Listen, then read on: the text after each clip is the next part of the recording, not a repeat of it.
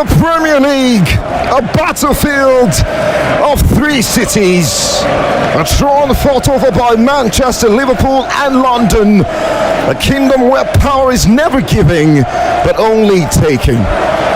For many years it was Manchester's prize, with the Red Half holding the throne. Sir Alex Ferguson's Red Devils ruling with an authority that felt eternal. Well, they built empires, shattered challenges, and made the impossible look routine. Their grip on destiny was so firm, so unyielding, that it seemed the story of English football could never be rewritten. But football bows to no king forever, and so the great empire fell, and in its place, the other side of the city, a new dynasty emerged. The Blue Half, led by a Catalan architect, Pep Guardiola, who seized that throne, tore up old script, and built something even more terrifying. And for Manchester United, once the heartbeat of Manchester, now a shadow of itself. And now here we are, before us stand two teams caught in the currents of time. A Manchester that once was, and a Spursy team that hopes to be. Tottenham Hotspur, a club that has danced on the edge of greatness but never stepped through. A club forever promising, forever aspiring, forever almost. And Postecoglou arrived like a storm, his football fearless, his vision intoxicating. But seasons are long and belief is fragile. The team has flickered and momentum has stalled. Well, what will be the outcome tonight?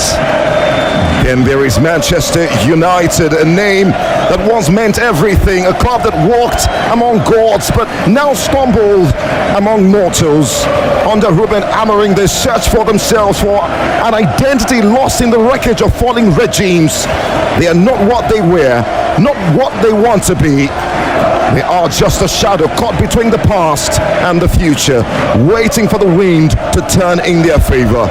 It's the third meeting of the season between Spurs and the Red Devils. Well, the most recent being the dramatic clash in the Carabao Cup in December, with 2 wins already for Spurs. Well, Amorim started looking to prevent Tottenham from completing their first league double over the Reds since 98-99 season.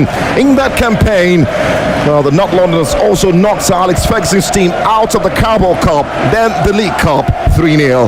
Well, Gary Lineker scored the only goal of the league game at the Theatre of Dreams before adding to a Paul Gascoigne strike to claim the eventual winner.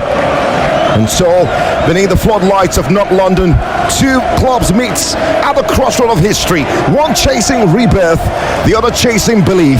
One desperate to reclaim what was lost, the other aching to seize what has never been.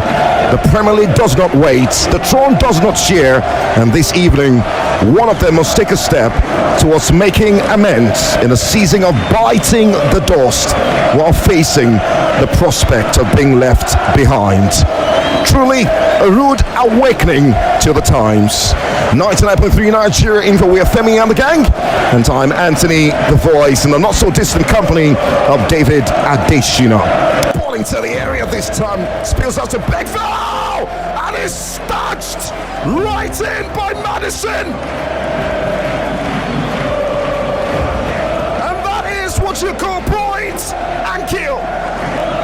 James Madison from the doctor's table to banging the first goal of this game. That's big boy moves, isn't it? Beckville will get all the credit, David, for pulling that trigger inside the 18-yard box and forcing the save. Onana with the spear, and right into the parts of James Lansing, who reacted quickly to spatch that into the back of the net. No mercy whatsoever. 13 minutes play, Spurs 1, Man United 0.